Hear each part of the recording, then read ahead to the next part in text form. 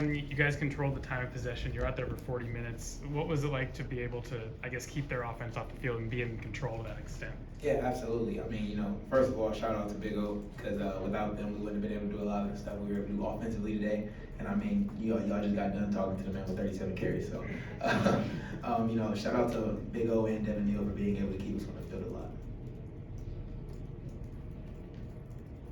Warren Sapp calling you a jitterbug. How motivating was that for you? And with 0 sacks, numbers speak for themselves. So. I guess not bad for a jitterbug, huh? Jim, just along those lines, kind of, just explain the feeling that it is to come out of here with this win, and now these 3 straight of ranked teams after what you guys have been through. What's your emotion about that? What's it say about you guys? I think it just shows the resilience that this program has built. Being able to stand on the pillars within our program. I mean, one of our core values is, believe, and that's being able to have 1% belief, unwavering faith and belief in the process every single day. And I feel like chasing that 1% every single day is kind of what has kept us in the fight every single week. No matter the outcome of a game, win or lose, I feel like, we come in with a 0-0 fresh mentality every single week, and being able to carry that on week by week has, kept us in the fight every single week. And after some of your own struggles early in the season, how satisfying is this to feel more on top of your game, I assume? Yeah, I mean, first of all, I feel like the biggest thing for me is being able to, help the team win games. And, if I'm making so many mistakes to where we're not winning games, I'm definitely going to be hard on myself more than anybody else is. So, the fact that, the tide has turned, we're finally on that winning side of the stick, it just makes me definitely happy. Jalon, going back to the comments made about Warren Sapp. A, how'd you find out? And B, I know people process that stuff differently. So when you see that, how did you process that? Yeah, I mean, Ben Easter's one of our quarterbacks in the quarterback room. He sent it to the quarterback group chat. And I actually had been scrolling on Twitter before he sent the message. So I seen he sent the message, and as I'm scrolling on Twitter, I'm looking at the tweet, and it popped up on my feed, and I look at Ben's message, it's the exact same thing, and you just see the whole group chat laughing. I'm like, a jitterbug? Okay. So, I mean, yeah. JD, I wonder, there was a lot of talk early in the season when things weren't going well about, Lance should do this, the program should do this, coaches should change here. I wonder how much pride you guys have in kind of backing up Coach Leipold. And he said the whole time, we're going to stick with it. We trust our process. We trust what we do. How much does that mean to you now? You still have one to go, I know. Yeah. But how much does that mean to you guys that you've been able to kind of, have his back? I mean, it means a lot. I mean, if you look at the trajectory of our program since he's gotten here, I mean, not everything has been glitz and glamour. I mean, we went 2-10 our his first year here, and then, we got the chance to be able to go 9-4 last year.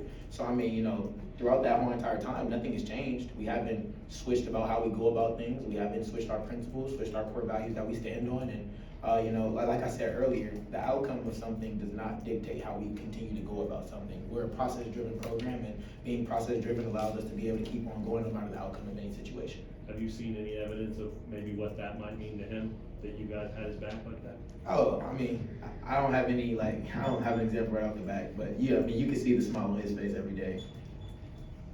You were honored here on senior day. What went into that decision? Wait, say it again? You were honored here on senior day what went into that decision to be part of that and to say anything about what you want to do next. Well, I mean, I graduate this semester.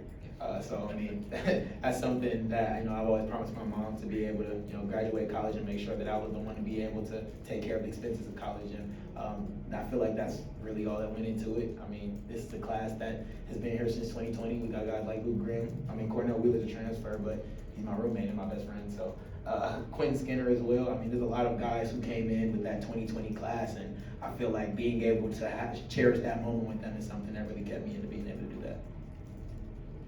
Jalon, obviously the comments and the game kind of being chippy overall. I think Kobe called it a new rivalry. Would you kind of agree with that assessment? You said a new rivalry? Yeah, yeah.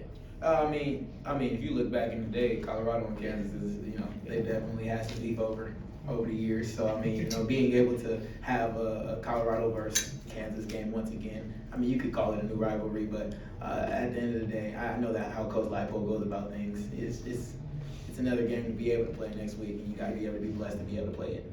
You already gave Devin a shout out, but let's go back there real quick. Let's do it. 37 carries, Mm-hmm. You're giving every one to him. that's a lot of a load for one guy to take, and I know you guys are way more than about one guy, but Oh, yeah. what does it say about him and his willingness to take that and give me he did this, you know, give me the ball? What can you say about that part of what he's meant to this program and your team? Yeah, I mean, everybody has seen it. We've gotten the chance to be able to see Devin Neal when he's at Lawrence High School, which is literally right around the corner from Kansas. So, I mean, I just think it just shows how eager he is to be able to go out there and help the team win.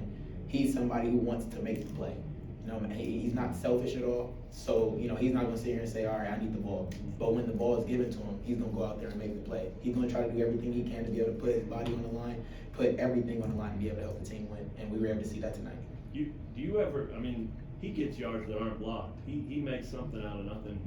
Absolutely. You're watching that. Oh yeah, there was one what do play you today. see? We had an inside zone and there was a free tackle. And he made a miss in the back, and I just had to go up to let Dev like, dang, yeah, like, good play, bro. Like, there's nothing else you can say about that. Do you get used to it? I mean, he does it so often. Yeah, I mean, you don't get used to watching amazing highlights. I mean, if you ask Dev, when he's watching me play, he'd be like, bro, I got the best seat in the house. I mean, I literally have the best seat in the house to watch Devin Neal run. So.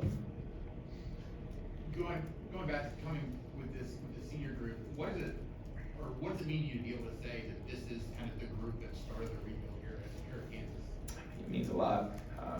I just remember a lot of the conversations that 2020 class had about being able to help rebuild the program. I mean, you could look back at the 2020 season, we went 0-9. And the fact that, you know, we're having these conversations right now, we're having this much attention on our program. I mean, a lot of the guys, one thing that they wanted to say was that they were able to leave a brick here. And I'm sure we're able to say that because there's a full new stadium being built in Lawrence, Kansas now. We're playing in the Chiefs Stadium right now, so. Anything else for Jalon? Thank you. I'm sorry. Go ahead. Jalon, what do you think of the crowd today? Oh, come on now. Electric. Like, they came out here and, you know, they brought the energy. They did exactly what we needed them to do, especially in those critical situations where we needed them. I mean, shout out to everybody who came out tonight because, I mean, it meant a lot to us as a program. All right. Thank you, everyone. Thank you so much.